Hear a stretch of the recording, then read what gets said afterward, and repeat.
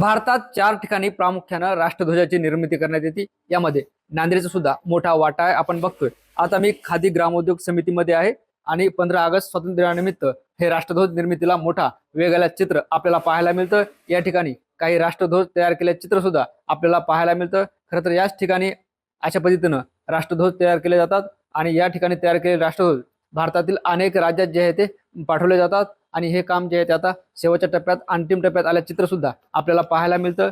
गेल्या अनेक वर्षापासून खादी ग्रामोद्योग समितीच्या वतीनं नांदेडमध्ये राष्ट्रध्वजाची निर्मिती केली जाते. आपण या ठिकाणी बघतोय हे संपूर्णपणे जे आहे ते राष्ट्रध्वज निर्मितीचं काम या ठिकाणी कारागिरांनी हाती घेतलं आहे आणि अशा पद्धतीनं या ठिकाणी राष्ट्रध्वज निर्मिती केली जातात. खरं तर अतिशय महत्वाचं आणि देशप्रेमाचं काम हे कारागीर करताना आपल्याला पाहायला मिळतात. या बाजूला जर आपण बघितलं या बाजूला सुद्धा हीच परिस्थिती आपल्याला पाहायला मिळते. नेमकं नांदेडमधील राष्ट्रध्वज कुठे कुठे जातात याबाबत आपण खादी ग्रामोद्योग समितीचे व्यवस्थापक यांच्यासोबत सुद्धा संवाद साधणार आहोत. तर काय सांगाल ज्या पद्धतीने नांदेडमध्ये राष्ट्रध्वजाची निर्मिती केली जाते, कशा पद्धतीने राष्ट्रध्वज निर्मिती केला जातो आणि याची कुठे कुठे जे आहे ते याची निर्यात केली जाते? मराठवाडा खादी ग्रामोद्योग समितीची स्थापना 1962 मध्ये झालेली आहे. येथे सर्व प्रकारचे खादीचे कापड उत्पादन केलं जातं. जे राष्ट्रध्वजासाठी लागणारं कापड सुद्धा आम्ही आमच्या संस्थेतर्फे तयार करतो.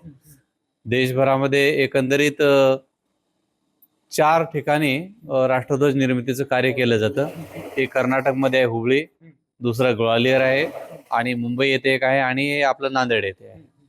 आणि आपल्या इथं देशभरामध्ये पुरवठा करण्यासाठी राष्ट्रध्वज निर्मिती करून भारतातल्या प्रत्येक राज्यामध्ये पुरवठा करून देतो. आम्ही मागणीप्रमाणे सप्लाय देतो. सर, साधारणपणे वर्षभरात किती राष्ट्रध्वजाची निर्मिती केली जाते, त्याचा आकार काय असतो? साधारणपणे वर्षभरामध्ये 15 ते 20 हजार नग तयार केले जातात आणि याच्यामध्ये 14 फूट बाय 21 फूट ते सर्वात लहान 1 बाय 1.5 फूट पर्यंत राष्ट्रध्वज तयार करतात, जे की खादीचे केवळ शासकीय कार्यालयासाठी वापरात लागणारे ते आम्ही तयार करून पुरवठा करतो. सर, ज्या पद्धतीने हर घर तिरंगा ही मोहीम आली त्यानंतर राष्ट्रध्वज विक्रीला वेग आला.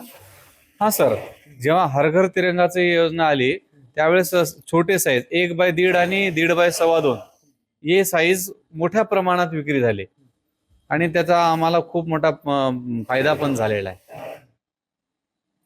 निश्चित आपण बघतो हे व्यवस्थापक होते आपल्यासोबत जे राष्ट्रध्वज निर्मिती करतात ते सुद्धा आहेत.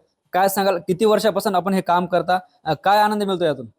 मी इथे 1993 पासून काम करतो आणि ह्याच्यामध्ये जो आहे यांची खादी जो आहे उदगीरवरून येते.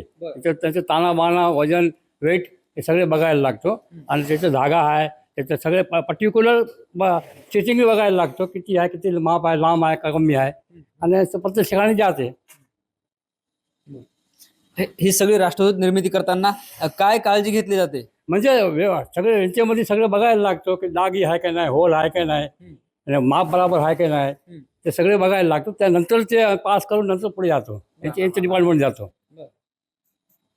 निश्चित आपण बघतोय आपल्यासोबत कारागर सुद्धा आहेत जे स्वतः आता राष्ट्रध्वजाची निर्मिती करताना आपल्याला पाहायला मिळतात. काय सांगाल, काय नाव आहे, किती वर्षापासून आपण हे सगळं करताय? माधव मोहन कोरमवार, 24 वर्षापासून काम करतो इथे मी. मला या कामाचा अनुभव वाटतो. हे सगळं राष्ट्रध्वजाची निर्मिती करता आपण सिलाई करताय, हे काय काळजी घेतली जाते? नाही, सर्व काळजी करूनच काम करतो आम्ही. साहेब सांगतात आम्हाला त्याप्रमाणे आम्ही काम करतो. या क्षेत्रात 24 वर्ष झालेत, अतिशय जे आहे ते महत्वाचं काम तुम्ही करताय. काय वाटते, काय भावना आहे? आम्हाला खूप चांगलं वाटतं, काय की आम्ही कुठेतरी देशाचं काम करतो. आम्हाला काय गर्व आहे का?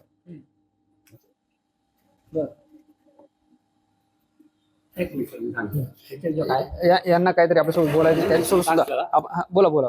याच्यामध्ये काय आहे की प्रत्येक वेळी त्याचा BSI bureau of Indian standard, उसके हिसाब से जो चलता है मापदंड जो है उसके हिसाब से बनना जरूरी है. वो हमने उसको बताया रहता है कितना कितना क्या रहना, हेमिंग कितनी रहना, पाइपिंग कितनी रहना, कोना कितना रहना, लंबाई कितनी रहनी, वो सब उनको मालूम रहता है.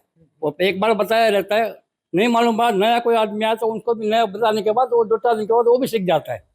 तो ऐसा हिसाब से वो चलते रहता है आदमी भी.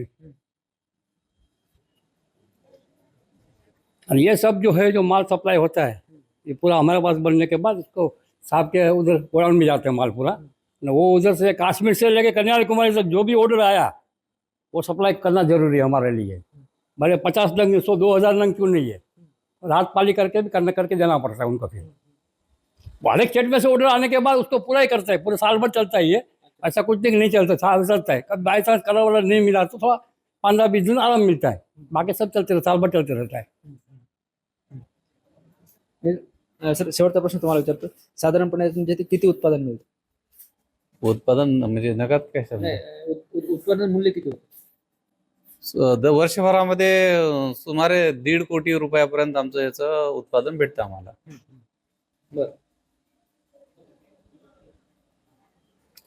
निश्चित आपण बघतोय आता आपण खादी ग्रामोद्योग समिती नांदेडमध्ये होतो, ज्या पद्धतीनं कारागीर व्यवस्थापक यांनी भावना व्यक्त केल्या। साधारणपणे नांदेड येथील खादी ग्रामोद्योग समितीतून 15 ते 20 हजार राष्ट्रध्वजाची निर्मिती केली जाते। भारतातील वेगवेगळ्या राज्यात हे राष्ट्रध्वज जे आहे ते पाठवले जातात आणि खादी ग्रामोद्योग समितीला यापासून जवळपास 1.5 कोटी रुपयाचं उत्पादन मिळतं। अतिशय महत्त्वाचं आणि देशप्रेमाचं काम नांदेडमध्ये होताना आपण पाहतोय।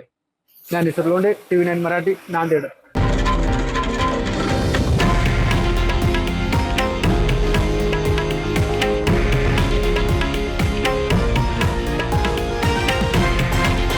हे आहे देशातील नंबर 1 न्यूज नेटवर्क आणि आपण पाहत आहात TV9 मराठी, एकमेव।